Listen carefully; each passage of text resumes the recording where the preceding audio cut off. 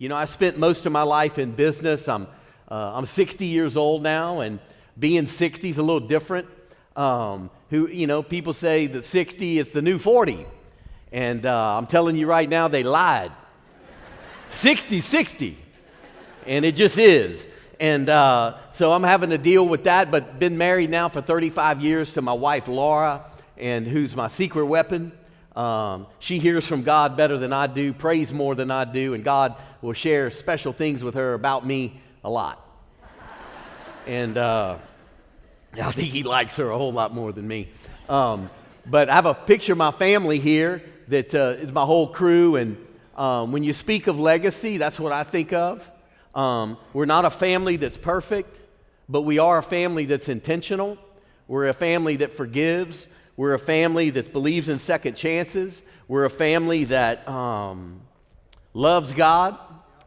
And my beautiful wife Laura on the left, and my daughter Bella, and then my 4 daughter-in-laws.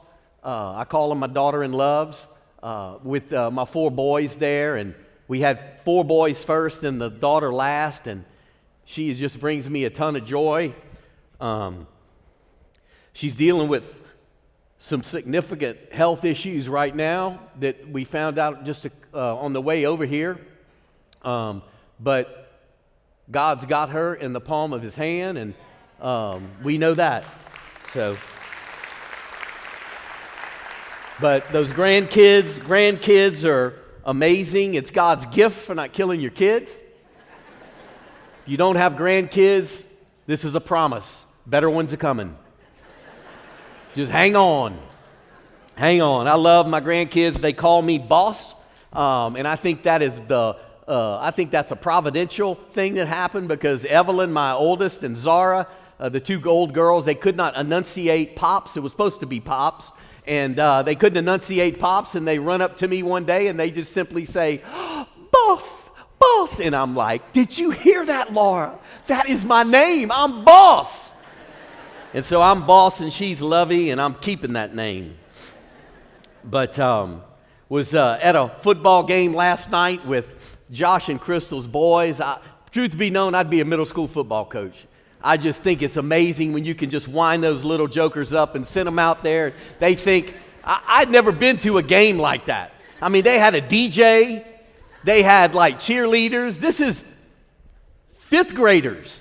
Cheerleaders, they came out in uniforms that looked like it was like Oregon or something, with Nike sponsors. They had agents out there. They were recruiting kids. You had side deals going on. They had NIL money happening and flowing. I'm like, this is 5th grade.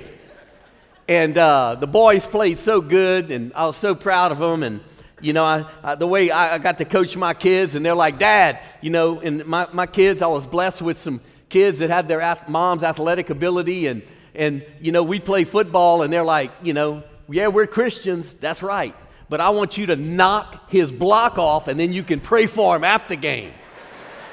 We'll lay hands on the brother later. Right now, you need to put his butt on the ground. I know all of y'all are holy in here as Commanders fans, and yeah, come on.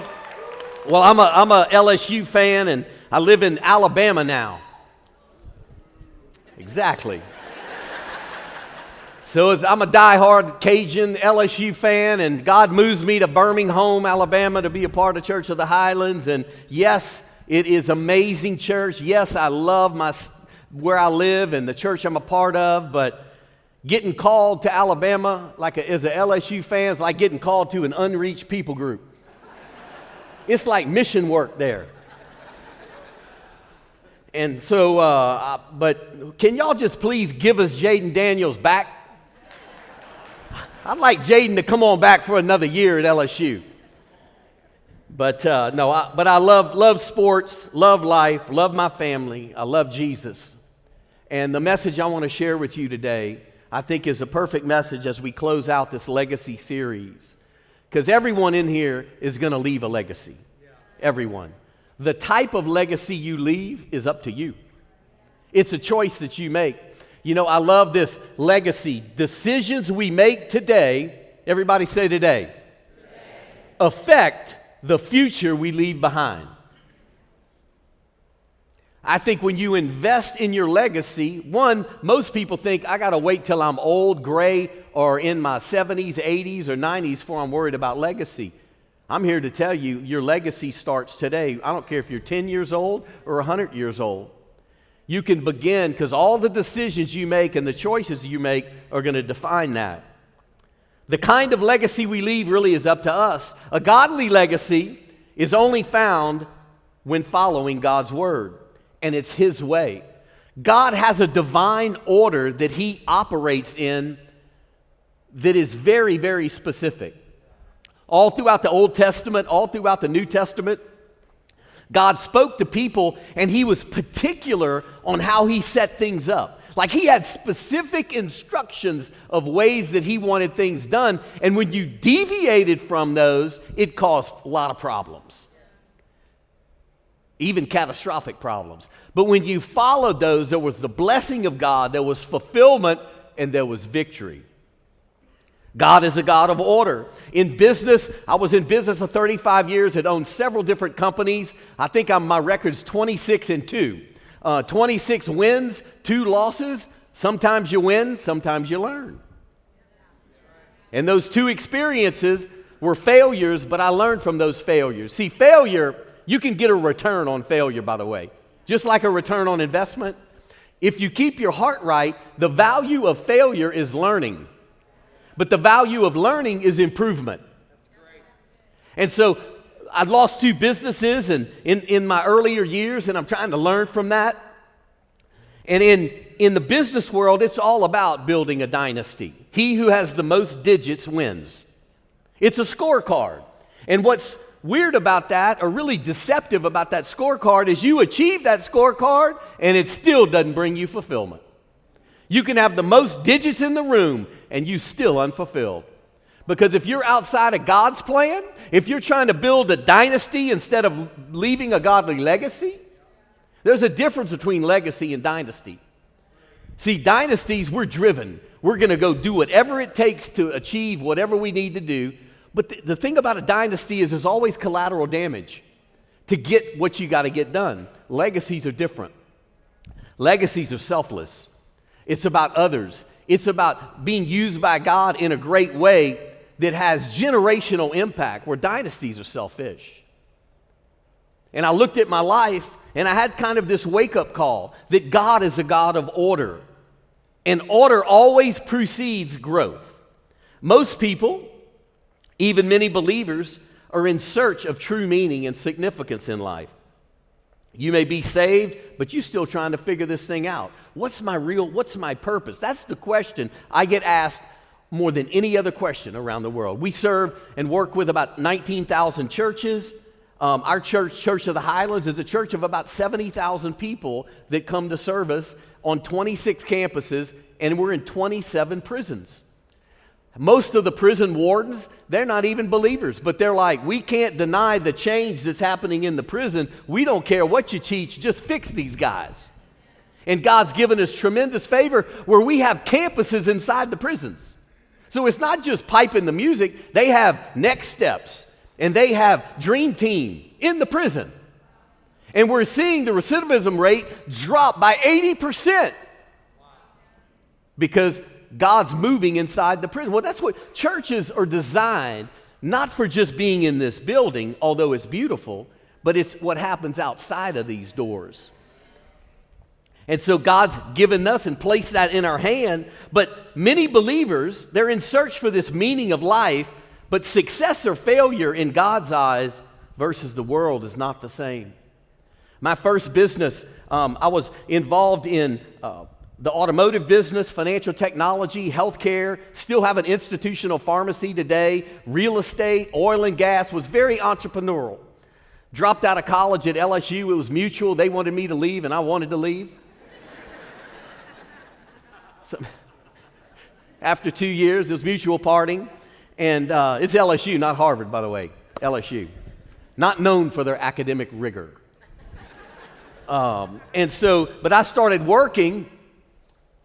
And as I was working, first business I had, actually the first business, I didn't say this to the first service, but I'm going to let you in on something. I know I kind of look like an accountant with my little glasses and so forth, but I was a DJ way back in the day. The plain white rapper. A little tidbit for my Virginia family. Which, by the way, I think you should laugh in church. I think we should be the joy bringers to the world. So that was my first business, state-of-the-art productions. Didn't last very long. The second business was the first automotive virtual marketplace that had ever been done. 1993, 94, the web, from an e-commerce perspective, kind of started in 95. That business went from $0 to $50 million in 2 years, and 2 years later, I'm out of business. And as I went on that journey, and you could look at it and say, well, that business failed, and I disrupted a very massive market, and the people who were controlling that market did not like me, and they did everything they can to legislate me out of business.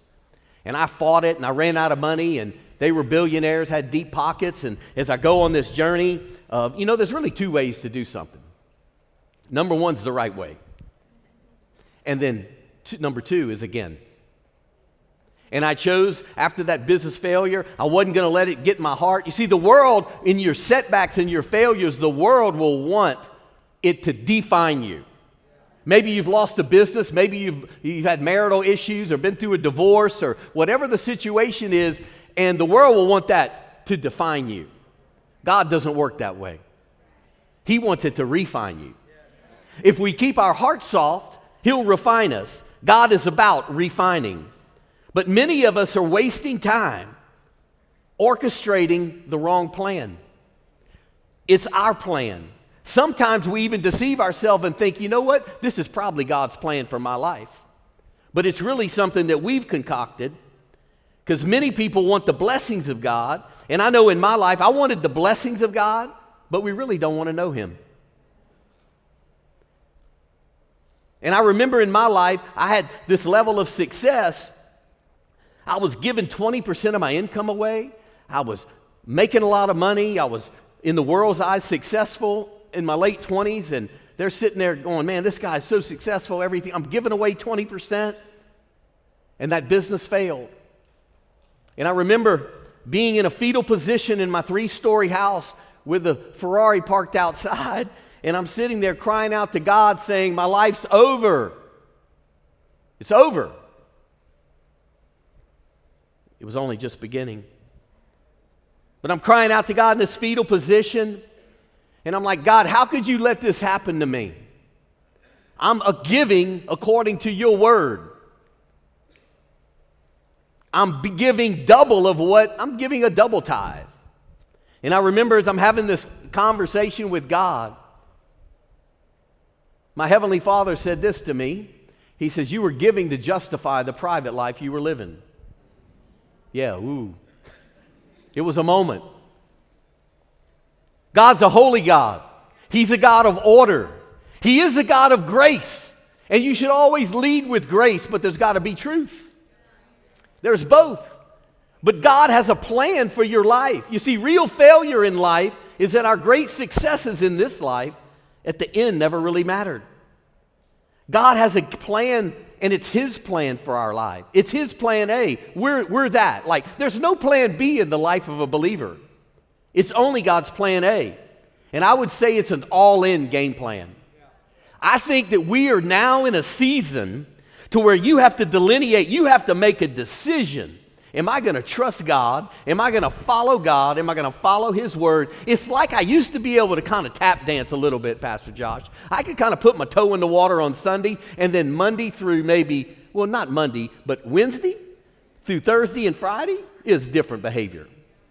I was rolling in a different way. I think of the story of Gideon in the Bible. It's one of my favorite stories because I think it really defines what it means to be all in. But it's a journey of sequence, and this is really important. I think the journey, if God's a God of order, there's steps that actually happen. See, there are conditions after you give your life to Christ. Ask for forgiveness and you'll be forgiven. Give and it shall be given to you.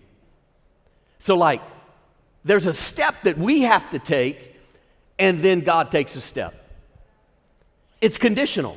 Has nothing to do with salvation. That's a free gift. But this walk and this journey to live a victorious life and to fulfill, you know what the greatest achievement in this life is? Simply doing what God told you to do. If we fulfill what God created us to do, we're going to have the most fulfillment. We're going to have the most impact, and we're going to leave the greatest legacy. Our family's not perfect, but we're intentional. The story of Gideon, it was really a story of against all odds. It was very unconventional. Don't you know that we serve an unconventional God? Like his ways and our ways are different. We've got a crazy season, it just seems like since COVID and elections and it's just like there's just chaos, wars, all these different things. But our God sits on the throne, and he is in control. I think of the story of Gideon. I'm going to read some verses and share this story with you. And I think, one, it's a challenging story, but it's a story I think that will encourage you no matter where you're at. Because let me give you the basis of everything. If you don't quit, you win. Hear me. If you don't quit in this walk with the Lord, you win. I'm not going to as I've gotten older, and it's like, I want to be the guy that's got the skip in my step at 70 and 80, at 90. I want to have the smile on my face. I don't want to be the old guy in the room that looks like I'm sucking on lemons. I want to be the one that's got a smile on his face, and I want that joy to come out, because it's infectious. I don't want to be the guy that's all just looking like I'm hating on life. I want to be the one. I have a friend of mine was a banker he was chairman of a large publicly traded bank, and he's a great friend and a great golfer in his 80s, still shoots his age, and this guy I was playing golf with him a few days ago, and he's just a joy to be around. Some of us need to get our joy back. That's a little side message. So the Midianites, isn't it amazing that all those ites in Scripture, they just weren't really good people. And the Midianites had pillaged the Israelites and impoverished them for years. Judge 6, verse 10 says, because they had not obeyed God's voice. God allowed that to happen because they were out of order. They didn't obey his voice. They didn't follow through with his plan, his promise. See, God's not, write this down if you're taking notes, God's not obligated to defend you in battles he hadn't initiated. I'll say it again. God's not obligated to defend us in battles he hadn't initiated. Judges 6, verse 11 through 17 in the Amplified says this. Now an angel of the Lord came and sat under the oak tree at Oprah. Oprah's been around a long time. I just had to throw that in. I don't know why I said that. I didn't say that at the first service. Which belongs to Joash the Abizarite, and his son Gideon was beating wheat in the winepress to hide it from the Midianites. They had heard the Midianites were coming. They had been pillaged and robbed from, and so he's hiding it, and he's kind of moving in fear, hiding from the Midianites. And an angel of the Lord appeared to Gideon and said, "The Lord is with you, you mighty man of fearless courage." Think about that a second. One angel of the Lord appeared to him. What a massive experience that an angel of the Lord would appear. And so angel of the Lord appeared to him, and he's like, "You mighty man of courage, you're fearless." This guy's hiding in a wine press.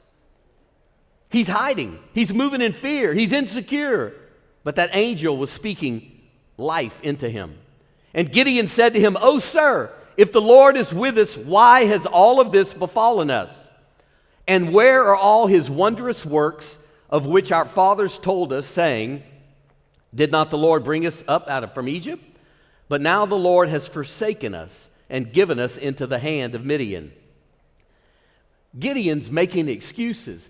He has an angel of the Lord appear to him, and all he's going to give him is what he doesn't have, where he was born, and all these excuses and reasons. You see, he's in the presence of an angel and responds making excuses. He had zero self-awareness. The Lord turned to him and said, "Go in this your might and you shall save Israel from the hand of Midian. Have I not sent you?" God was reminding Gideon of who he was. Some of you need reminding. I know I do. Gideon said to him, "O Lord, how can I deliver Israel? Behold, my clan is the poorest in Manasseh. I'm born on the wrong side of the tracks, and I am the least in my father's house. I'm the runt of the litter." Again, he's got this mindset of just lack. He's got a mindset that's just not right. And the Lord said to Gideon, "Surely I will be with you, and you shall smite the Midianites as one man." Gideon said to him, if I found favor in your sight, then show me a sign that it is you who talks with me." So after all of those things happening, Gideon still wants a sign. I've done that with the Lord. Lord, I need two confirmations before I do that. I know that you just moved that mountain for me. I know that you parted the Red Sea for me, but Lord, can you give me just one more confirmation, and then I'm going to do it. I know none of you, because you're too holy here in Richmond, have ever had any kind of those conversations. But so God showed Gideon a sign in Scripture, and then Gideon said yes to God and stepped forward. You see, the questions or the answers to your questions happen when you take up God's cause, church. Many of you you're wanting God to answer your questions. Well, you need to take up his cause, and he'll answer your question. There's a blame epidemic which is rampant in our leadership, in politics, not going there, entitlement. There's just like everybody's pointing their finger and nobody's stepping up and owning it, saying, you know what? We've got to take responsibility for our own actions and our future, and we need to say yes to God and go. Watch what happens later in Judges 6, 25 through 28. That night, the Lord said to Gideon, right, I want you to think about sequence and order, church. Take your father's bull, the second bull, 7 years old, kind of specific, and pull down the altar of Baal that your father has, and cut down the Asherah, which is a pole, a wooden pole. It's a symbol of the goddess of Asherah. So it's an idol that is beside it. And build an altar to the Lord your God on top of this stronghold with stones laid in proper order. There's that word. Then take the second bull and offer a burnt sacrifice with the wood and the Asherah, which you shall cut down. Then Gideon took 10 men. Think about this. He took 10 men of his servants and did as the Lord told him. But because he was too afraid of his father's household and the men of the city to do it by day, the brother went covert. He just did it at night. He did it at night because he didn't want anybody to see him. He goes, I'm going to be obedient to you, Lord, but I'm going to be sneaky about it. Verse 28, I just think that's hilarious. And when the men of the city arose early in the morning, behold, the altar of Baal was cast down, and the Asherah was cut down beside it, and the second bull was offered on the altar which had been built. You know what's interesting about that story? That God doesn't waste anything. He told Gideon what he needed to do. So Gideon used the bull to tear down the altar, then took the stones and very systematically set them up into the altar that was pleasing to the Lord. And then he took the wooden idol pole and chopped it up and used it as kindling for a barbecue. He didn't waste anything. So he took that. I wrote this down, Josh, as I was traveling here. I said, God even used an evil thing, the Asherah pole, and turned it around to bring glory on himself. He used even what was evil, he turned it around and used it to sacrifice. Think about this. The first instruction after Gideon said yes and go was Gideon had to clean house. The first verse after Gideon says, I'm going to go ahead and I'm going to believe you, angel of the Lord. You've confirmed this. I'm taking my steps. But the first instruction Gideon had was, you got to go clean house. Watch this. And why that was so important. He had to get his house in order. God's house had to be cleaned.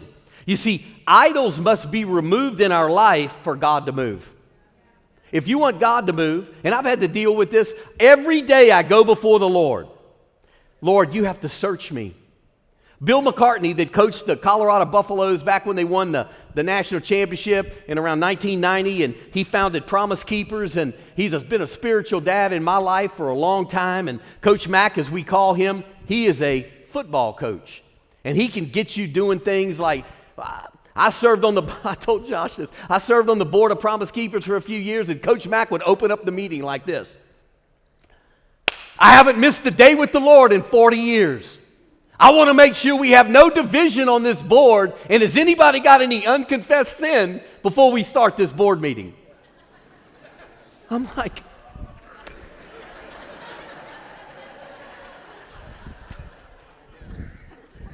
no doubt he had a little authority in his life. And so I'm sitting, true story. I mean, we're a bunch of grown, successful businessmen. And he just undressed us. And we're like, he says, every day I have sin in my life and I have to be searched. He goes, I can't be fed by his word or led by his spirit unless I'm searched first. He goes, so every day I said, Lord, search me. And then once you search me, then I'm going to confess before you. I may have been mean to my wife or said something or done something or thought something. I'm just going to bring that before you. Because before I open up your precious word to be fed by this manna, this word, then I'm going to be led by the Spirit. So every day we got to be searched, we got to be fed, and we got to be led. It's amazing to me how God is a God of order. You see, and all the while they're cleaning house, all the while the enemy was headed their way. See, God was preparing them to try and help them because God was going to have to move on behalf of the Israelites, but there needed to be order. God knows very well what lies ahead for us and His purposes. You know, God knows very well what lies ahead for our country. God knows very well what lies ahead for your family, for this world, and His purposes for our lives. We have to examine every day. We've got to remove things. And it's a simple thing to do, but we have to be intentional in doing it. And God is so gracious to forgive us. I was in my hotel room. I was in the green room. Lord, if there's any unconfessed sin in my life, before I get on that stage, see, I believe in being transparent. If there's any unconfessed sin in my life, Lord, cleanse me. And you know what He does? Boom! He forgives us. He forgives us. Doesn't matter what, He forgives us. We have to examine our daily lives. Many of us were waiting on God to move, and He's saying it's like a checker game. He goes, my friend, I've moved already. It's your move. It's your move. Watch what happened in the next line of sequence. Judges 6:34 says, but the Spirit of the Lord clothed Gideon with Himself and took possession of him. Watch this. I had never seen that anywhere in Scripture where the Spirit of the Lord clothed someone and took possession of him. And he blew a trumpet, and the clan of Albezer, if that's the right way to say it, I call them hard words when I have tough words in the Bible, was gathered to him. The Spirit of the Lord came upon Gideon. He blew the trumpet and got as many people as possible to prepare for battle. Now watch this. That obedience, that house cleaning, preceded the Spirit of God taking possession of him. Each step in this journey made Gideon's faith stronger and stronger and stronger. When the Spirit of God takes control, it will cause the right people to come alongside you to complete what God has created you to do. That's really important because people will follow an all-in vision. I love your pastors and the all-in vision they have to reach Richmond and to reach Virginia and reach the world.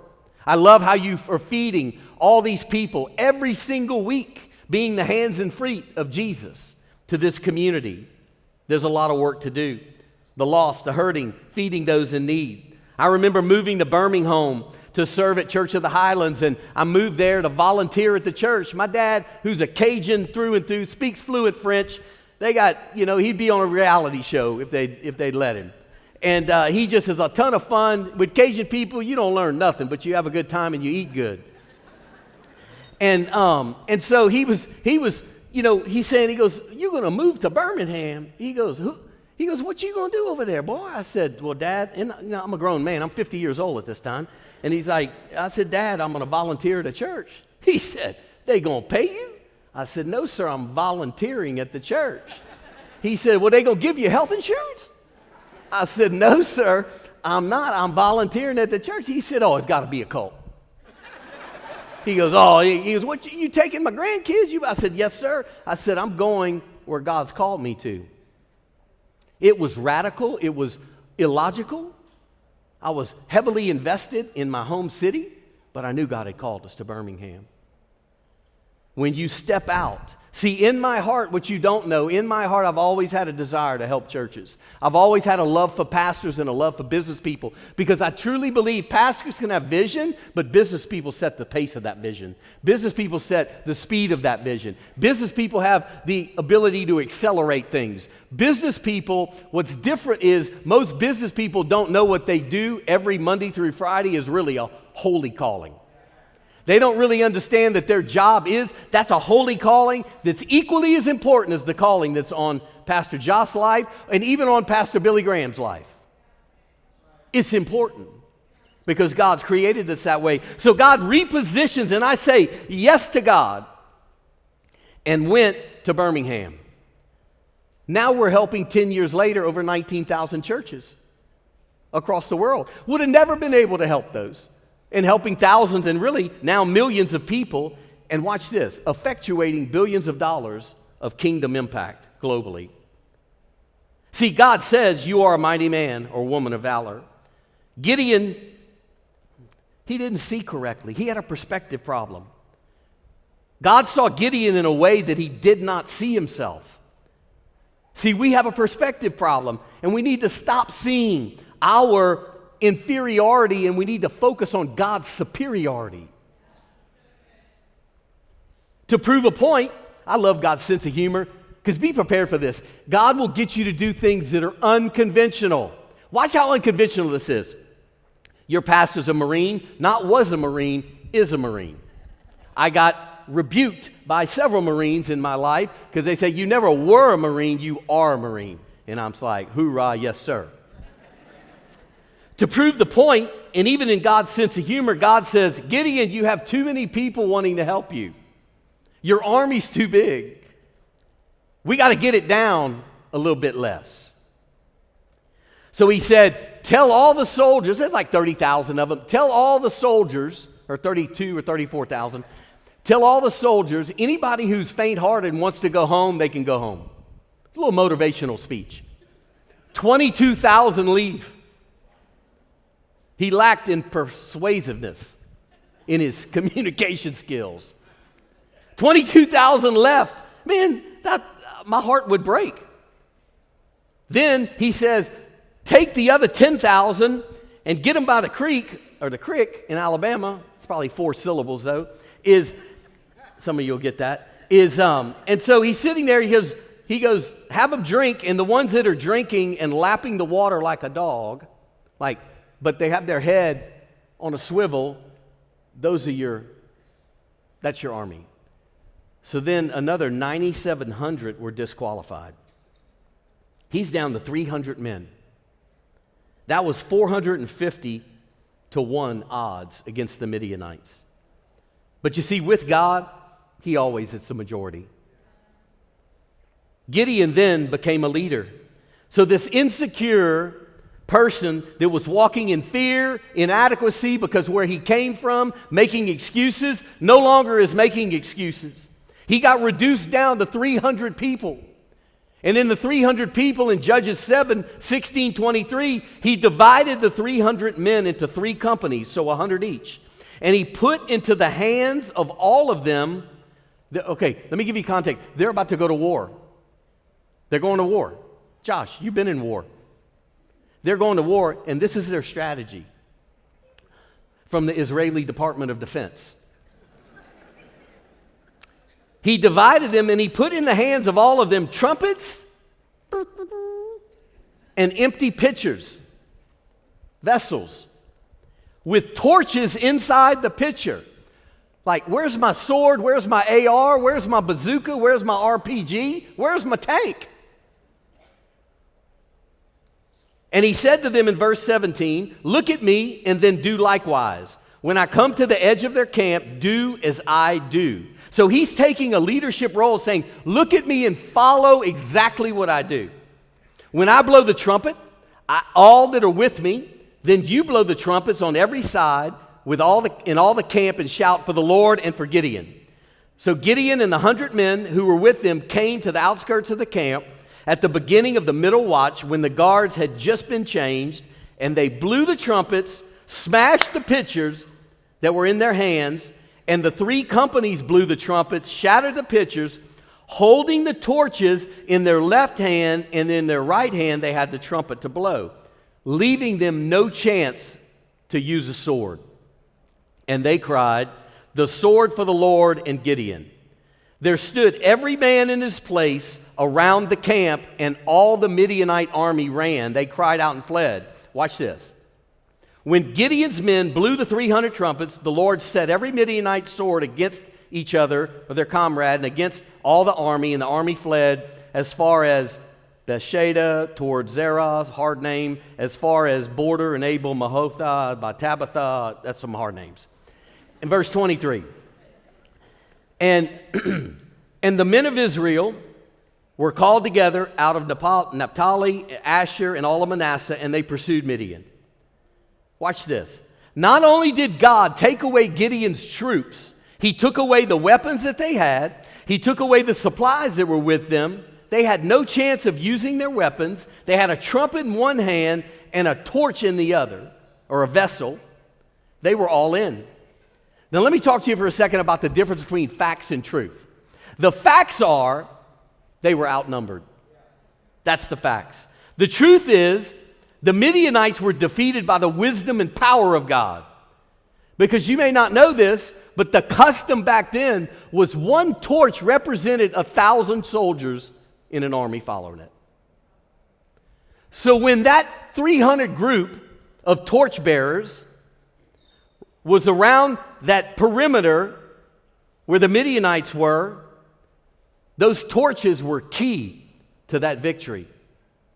The 300 torches represented 300,000 men in the eyes of the Midianites. Torches were key to that victory, but only God knew that on the front end. I wish I could tell you that you're going to know things on the front end. God doesn't work that way. He wants us to say yes, go, and then he shows us. But those torches had to light, church. The vessels had to be broken so that oxygen could come into that smoldering torch inside the vessel, and then the flame would burn. But until the vessels were broken, the torches could do no good. I think, church, you and I represent vessels that have to be broken. And what I mean by that is surrendered to God's plan. Maybe your life, your dream, your walk, it's like that smoldering torch. It's lacking oxygen to flame. The power we need is from God alone. I had this question that I wrote down is, what are the Midianites in your life right now? What are the things that have you surrounded, where you feel defeated, you feel outnumbered, you feel overwhelmed? I know what that's like. If you really knew my whole story, church, you really knew my whole story. First years of my marriage, first year was not good. We separated. We weren't going to make it. I decided I was going to start living like the Christian that I would profess to be. Went to my wife and repented to her. Wouldn't have had all those kids. Wouldn't have had all that legacy. I chose one day, a defining moment was not to get on a private jet with some friends that were going to New Mexico to do things that weren't very godly. Big party. 2 weeks before, I told the guy, I said, man, I'm not living like this anymore. I love my wife. I'm going to make this marriage work.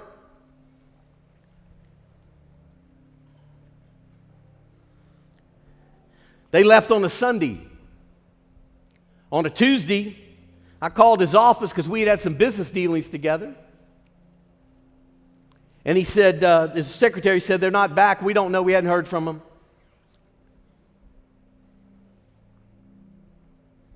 5 minutes later, she called me back, screaming on the phone. She says, authorities just called us. They just called us. The plane crashed, the plane crashed, the plane crashed, the plane crashed. They're all dead. I think about God's grace on my life and the second chance. I think about, like, wow, Lord, you spared me from that because I said yes to you. I know what it's like. You see accolades and a beautiful family on that picture. You see business and ministry success.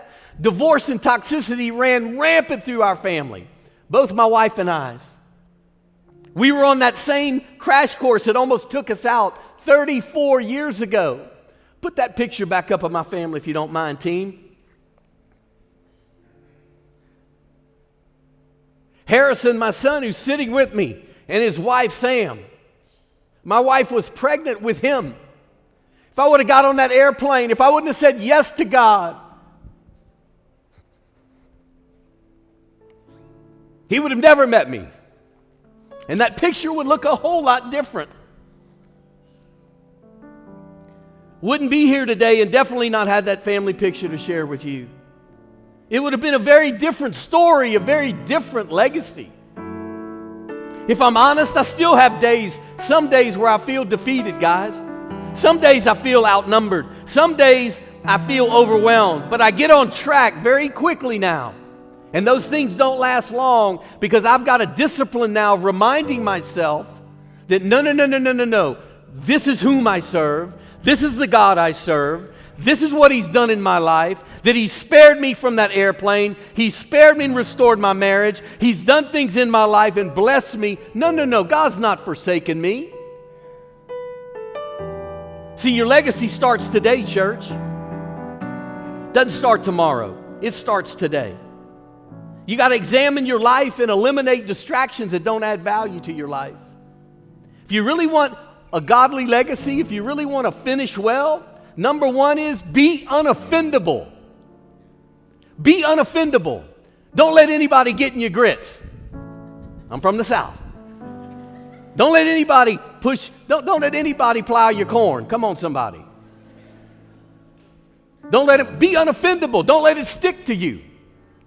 I've chosen to do that each and every day. We got to believe what God says about you. That's the second thing. And then lastly, I've run out of time. Lastly, if you don't quit, you win. If you don't quit, you win. Some of you are wondering,